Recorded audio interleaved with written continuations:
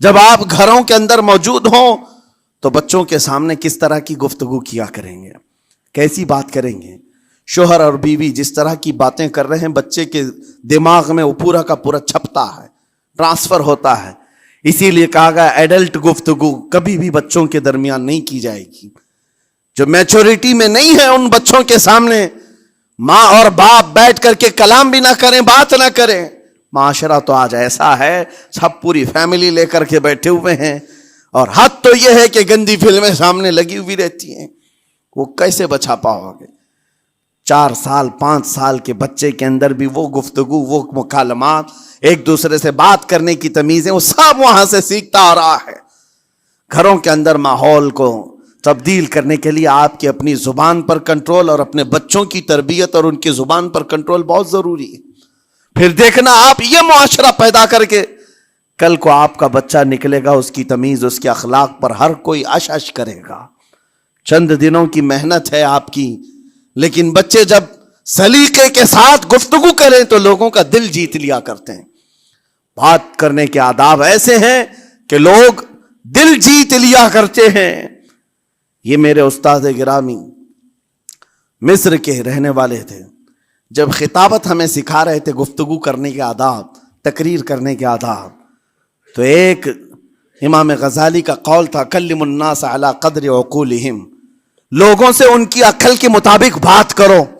اس پر وہ سمجھاتے ہوئے ہمیں ٹریننگ دیتے تھے اور کہتے تھے کہ تمہارے پاس آنے والے کئی طرح کے لوگ ہوں گے. اگر تم امام ہو، اگر داعی ہو، خطیب ہو، مقرر ہو، کوئی غریب گھر سے، کوئی بڑے امیر گھر سے، کوئی پڑھا لکھا آئے گا، کوئی جاہل ہوگا، کوئی بدتمیز بھی ہوگا، کوئی نیکوکار، کوئی گنہگار، سب طرح کے مکس مجموعہ تمہارے پاس ہوگا.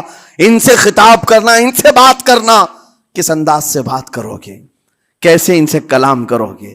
میرے عزیزو، یہ ہمارا اپنا ہنر نہیں ہے. ہم جو آپ کے سامنے گفتگو کر رہے ہیں یہ ہمارا فن نہیں ہے، یہ اپنا پیدا کیا وہ ہنر نہیں ہے. ہمیں سکھایا گیا تھا صرف اور صرف آپ کو اس مجمع سے اور یہ آئے ہوئے جمع غفیر سے بات کرنے کے لیے ایک ہی اسلوب اپنانا ہے. دیکھنا ہے کہ رسول اللہ کیسے بات کیا کرتے تھے. میرے آقا صلی اللہ تعالی علیہ وسلم کا اسلوب اپناؤ. حضور کے خطبے دیکھو، حضور جب خطاب کرتے، ظاہر سی بات ہے مسجد نبوی میں اس وقت بھی لوگ، ہر طرح کے لوگ آتے، دیہات کے بھی تھے، شہر کے بھی تھے، اعلیٰ دماغ والے لوگ اور کئی الگ الگ قسم کے لوگ آتے. حضور کا خطاب سب کے لیے تھا. عزیزان گرامی، ان سنتوں پر عمل کر کے آج آپ اپنے لہجے کو بہتر بنا سکتے ہیں.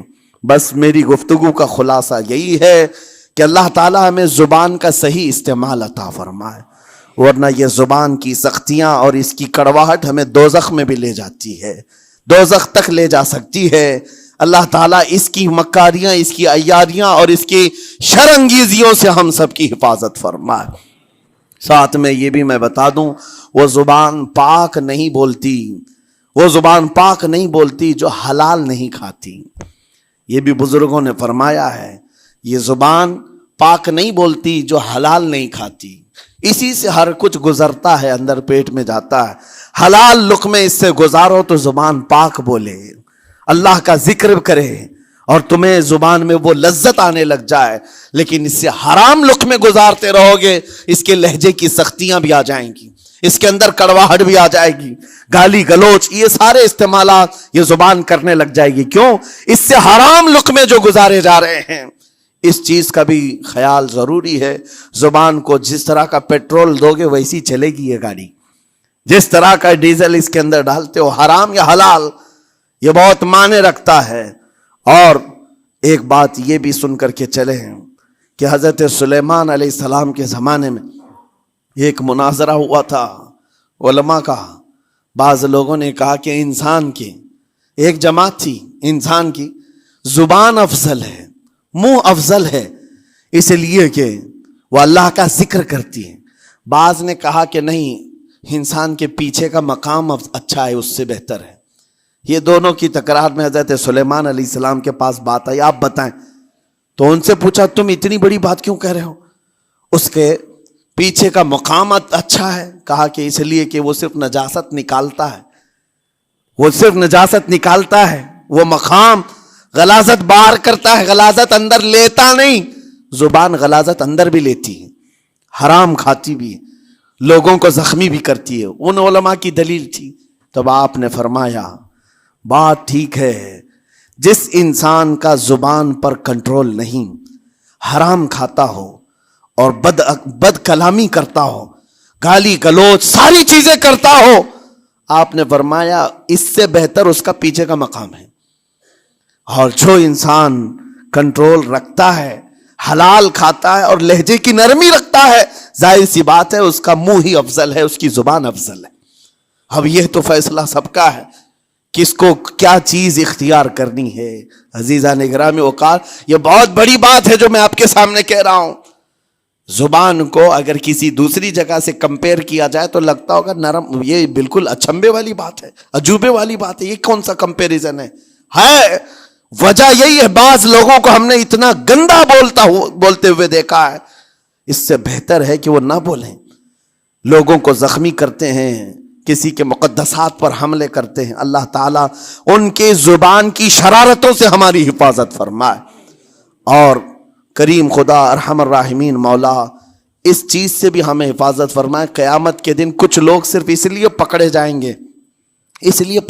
گے کہ وہ کچھ نہیں بولتے تھے، لیکن وہ جن کے ساتھ رہتے تھے وہ بولتے تھے، وہ لوگ بولتے تھے، اور ان کی وجہ سے یہ خاموش رہنے والا جو ساتھ میں تھا اسے بھی جہنم میں لے جایا جائے گا.